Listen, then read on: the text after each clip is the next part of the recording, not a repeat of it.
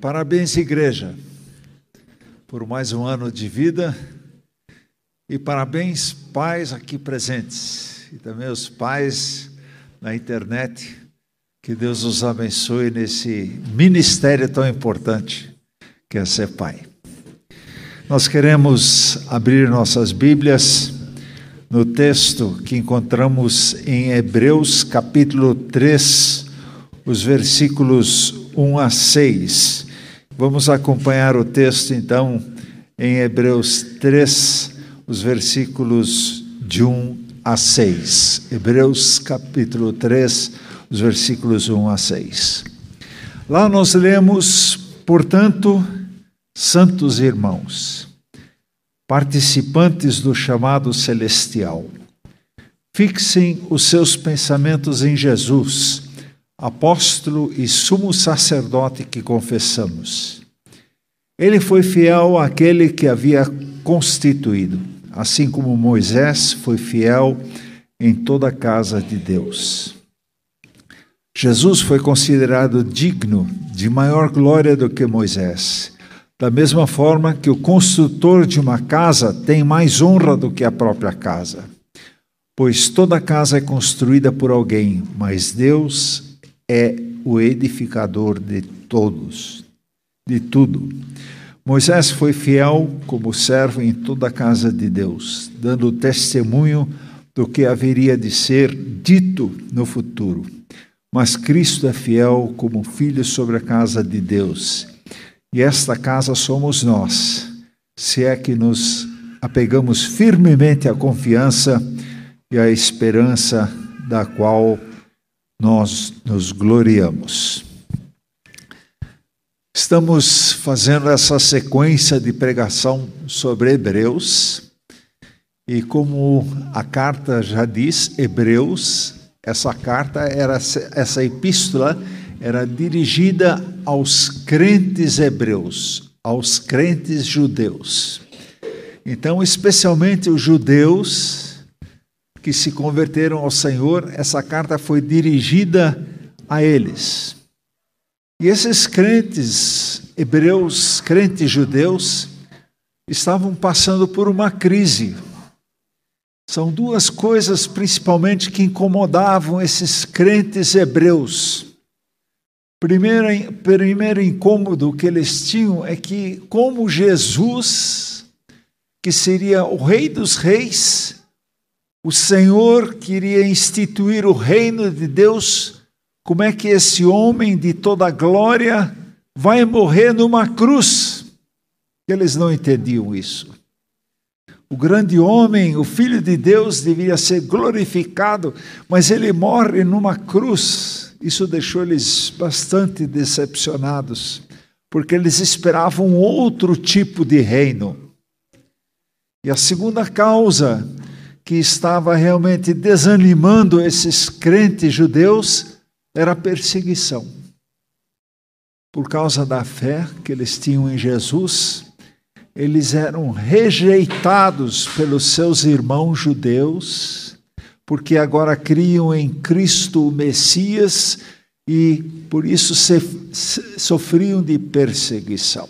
É o que acontece muitas vezes. Por causa da fé de Jesus, amigos nossos não nos entendem mais, não compreendem o que está se passando conosco e rejeitam a gente. Ou, de repente, você não é mais aceito também lá na sua empresa, porque você, de repente, virou crente. Como é que é isso? Não é mais dos nossos. E esses primeiros convertidos judeus, eles passavam por isso. Inclusive, Jesus, ele disse, ele veio para aqueles que eram os seus. Jesus veio para quem? Para os judeus. Ele veio para o que eram os seus, mas os seus não o receberam. Não o receberam. Ele não foi aceito. Mas, tem um mas aí. Mas todos quantos o receberam, aqueles que creram nele, ele tornou eles filhos de Deus, a saber, aqueles que creem no seu nome. E a esses poucos que creram em Jesus, então essa carta é dirigida. Não se sabe exatamente quem é autor da carta aos Hebreus, da epístola aos Hebreus, mas o autor pretende atingir esse grupo de judeus crentes. E ele começa então de uma forma muito importante. Isso é importante quando estamos em crise em relação à nossa fé. Aqui o autor então foca em Jesus. Olhe para Jesus. Fixe o seu olhar em Jesus. No tempo de crise de fé, vamos olhar para o autor e consumador da nossa fé. E aqui, então, o autor de Hebreus mostra Jesus. E mostra Jesus como sendo, em primeiro lugar, como diz o texto, apóstolo. Em segundo lugar, sumo sacerdote. Apóstolo e sumo sacerdote. O apóstolo é aquele que é o primeiro a chegar, o primeiro a anunciar a mensagem de Jesus. Então os apóstolos, eles saíram para o mundo para anunciar as boas novas.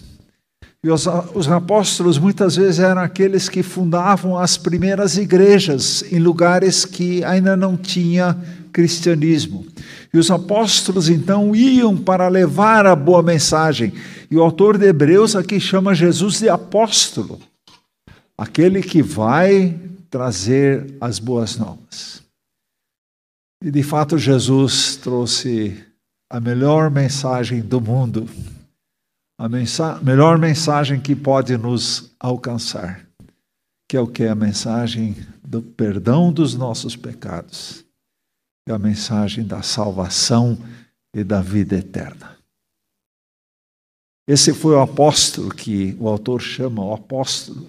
Jesus, o maior apóstolo de todos. Então, o apóstolo que vai anunciar. Mas o texto também fala no sumo sacerdote. Jesus como o nosso sumo sacerdote. E o que faz o sumo sacerdote? Na antiga aliança, no Antigo Testamento, uma vez por ano ele entrava no Santo dos Santos e aspergia no altar o sangue do cordeiro ou do animal sacrificado. Para quê? Para que houvesse perdão dos seus pecados e o perdão dos pecados de todo o povo. Então, o sumo sacerdote, ele era um intermediário entre Deus e o povo. Ele intercedia pelo povo a Deus, dizendo: Deus, perdoa os meus pecados, perdoa os pecados do meu povo, o sumo sacerdote. E só ele que podia entrar no Santo dos Santos. E dizem que o sumo sacerdote, quando entrava no templo, teu lugar santo, depois um lugar mais restrito ainda, que era o Santo dos Santos, lugar da manifestação de Deus. Ele entrava uma vez por ano e dizem que eles amarravam uma corda no pé dele. Porque quem entrasse lá, que não fosse o sumo sacerdote, morria imediatamente por causa da glória de Deus. Assim, eles acompanhavam o sumo sacerdote pela corda. Se ele tivesse pecado, ele morreria. Então, eles teriam pelo menos como puxar ele para fora. Lugar santo dos santos, na antiga aliança. Jesus nos é apresentado como sumo sacerdote. Jesus não apenas intercedia por nós, ou intercede por nós diante do Pai, mas mais do que isso. Esse sumo sacerdote se entregou como cordeiro perfeito. E o seu sangue nos lava de todo pecado. Mas lava de uma forma definitiva. Não precisamos todo ano fazer sacrifício em função dos nossos pecados. Mas Jesus, o Cordeiro perfeito, foi sacrificado a seu e a meu favor, para que tivéssemos o perdão dos nossos pecados para sempre. Certa vez, bem pouquinho antes de ser crucificado, Jesus teve a última ceia com os discípulos. Antes da última ceia, ele fez uma coisa inesperada. Ele colocou uma toalha em volta de si e começou a lavar os pés dos discípulos. E Pedro ficou horrorizado. Como o Senhor vai lavar os meus pés? Isso é assunto de escravo que lavava os pés dos visitantes. Mas aqui Jesus está lavando os pés dos discípulos. E o Pedro disse, jamais o Senhor vai lavar os meus pés. Mas Jesus disse, se eu não lavar os teus pés, você não terá parte comigo. Aí o Pedro, ousado como sempre, disse, então não lava somente os pés, lava os pés, as mãos e a minha cabeça. Aí Jesus fala uma coisa interessante. Vocês já estão limpos, mas precisam lavar os pés. Ou seja, o salvo em Jesus, ele já tem o perdão dos seus pecados, já está limpo. Mas os nossos pés que estão no mundo, os nossos pés se sujam e precisam ser constantemente lavados. Então somos salvos assim, mas ainda lutamos contra a poeira, contra a sujeira desse mundo que gruda em nós. A gente tem que sempre estar se desvencilhando. Então o que isso significa? Através de Jesus, somos sim purificados. Mas tem aqui um processo de salvação que precisa estar acontecendo constantemente na nossa vida.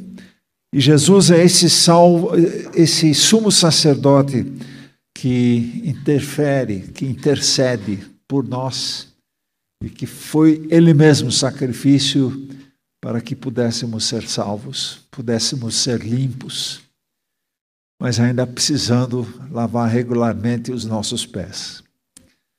E o texto segue falando comparando Moisés com Jesus.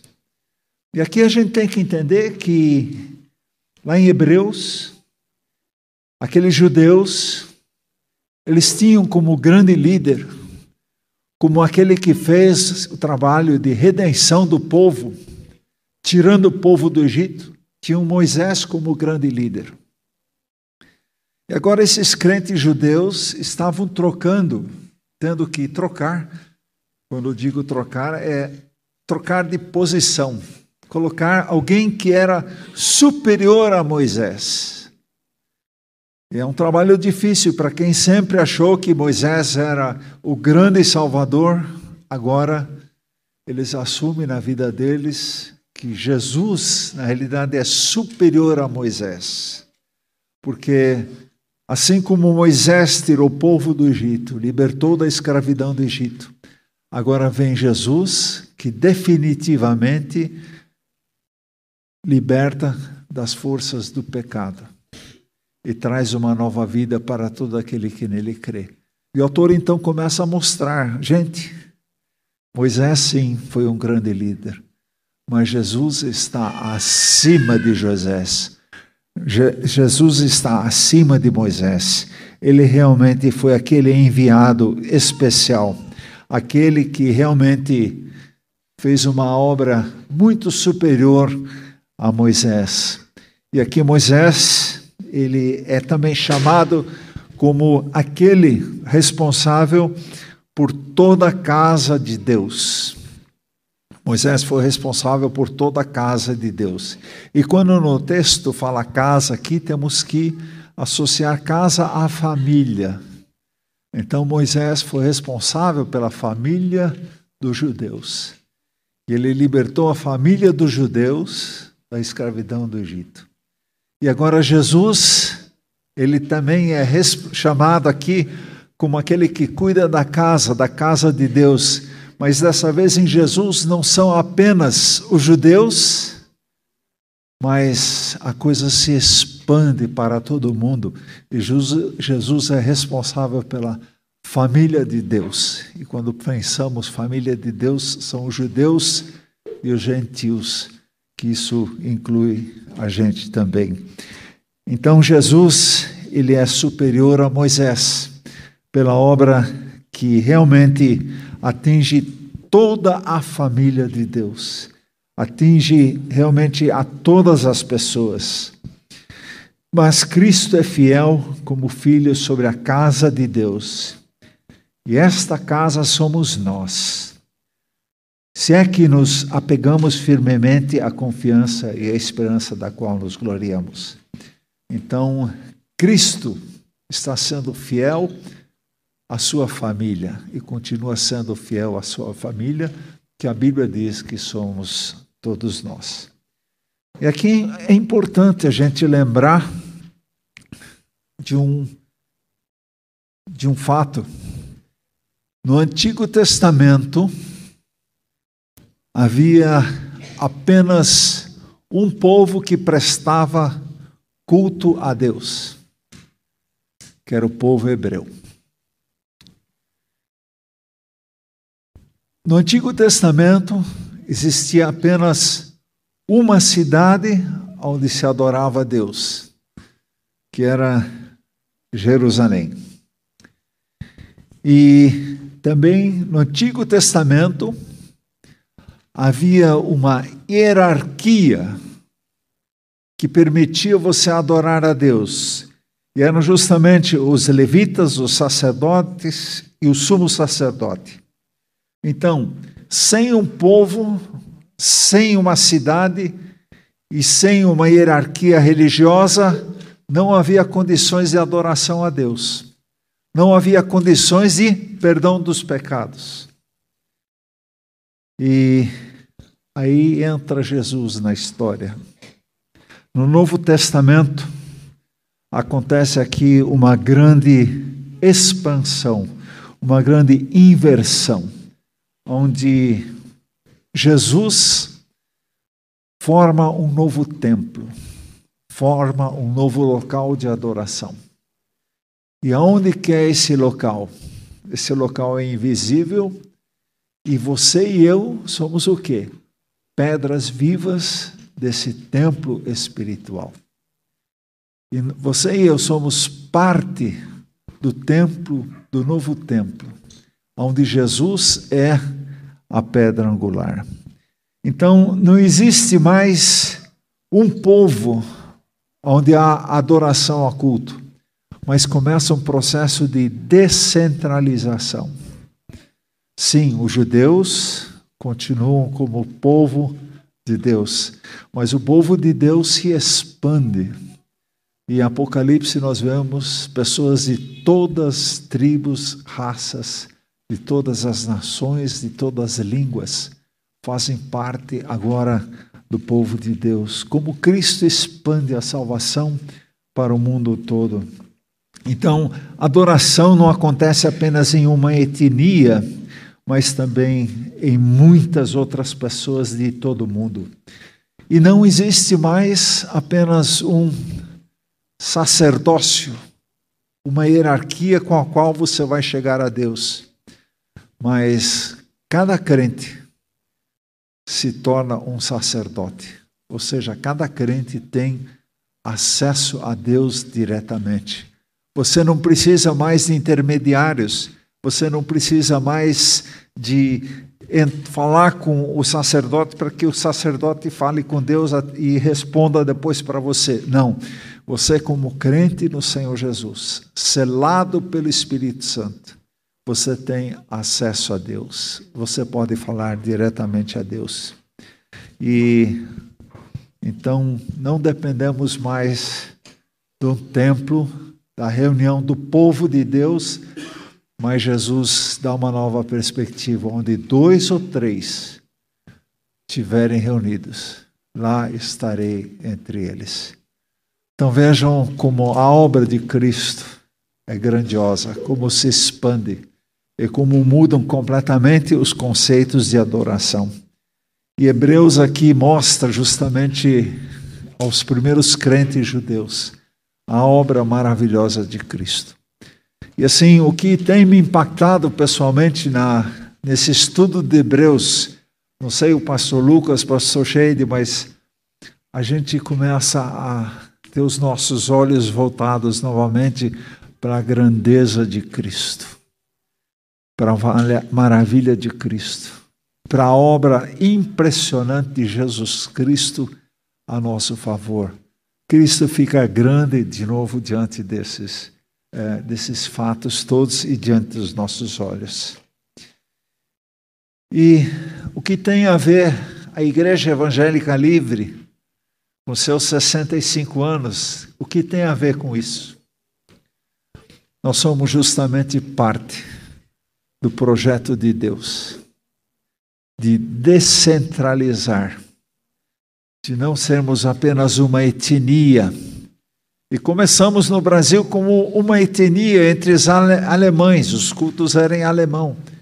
Mas a gente vê a obra de Deus quando de repente aqueles irmãos foram despertados e ditos, não, nós temos uma missão aqui nesse país, nesse local, com os brasileiros.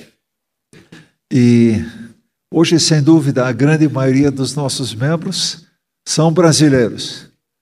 Tá certo que tem alguns de descendência italiana em nosso meio. Quem tem descendência italiana, levanta a mão. E quem tem descendência alemã, levanta a mão. Quem tem descendência espanhola, levanta a mão.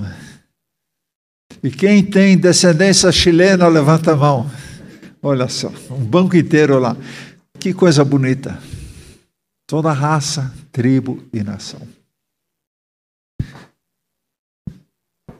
Certo domingo, no culto em Santo André, na Igreja Evangélica Livre de Santo André, nos anos 70, havia o culto em alemão. Aí a porta se abriu, entrou Cosmo, Saturnino e Damião. Entraram na igreja. Sentaram lá atrás e o culto em alemão. Terminou o culto, o pessoal foi cumprimentar o Cosmo, Saturnino e Damião. Tudo bem? Sim, nós somos crentes lá do Piauí e recebemos o endereço e o pastor disse para a gente vir para essa igreja. Mas vocês entenderam alguma coisa? Sim, a palavra Jesus. O tempo todo só entenderam uma palavra, Jesus. Tá bom. Domingo que vem de novo. Quem chega? Cosmo, Saturnino e Damião. Sentam lá atrás. E como são as coisas, né? Deus manda recado. Deus manda recado. Aí o pastor Edmundo, o speaker, ficou muito incomodado. Ele disse, não dá para eles ficarem sentados aqui, cultuando conosco, não entendendo nada. Cosmo, Saturnino e Damião, vem comigo, vamos conversar sobre Jesus em português na salinha DBD. E assim começou o trabalho em português no Brasil. Cosmo, Saturnino e Damião. O aviso do Senhor está aqui. Vamos expandir. E graças a Deus, hoje somos por volta de 50 igrejas. São 5 regiões. Região Sul, Paraná, Oeste do Paraná, a nossa região Sudeste e Nordeste. Vieram mais de 70 missionários alemães para o Brasil, que vieram e já foram, e eles anunciaram e pregaram o evangelho aqui. Tivemos a presença de missionários americanos, especialmente no Rio de Janeiro, que começaram a igreja no Rio de Janeiro.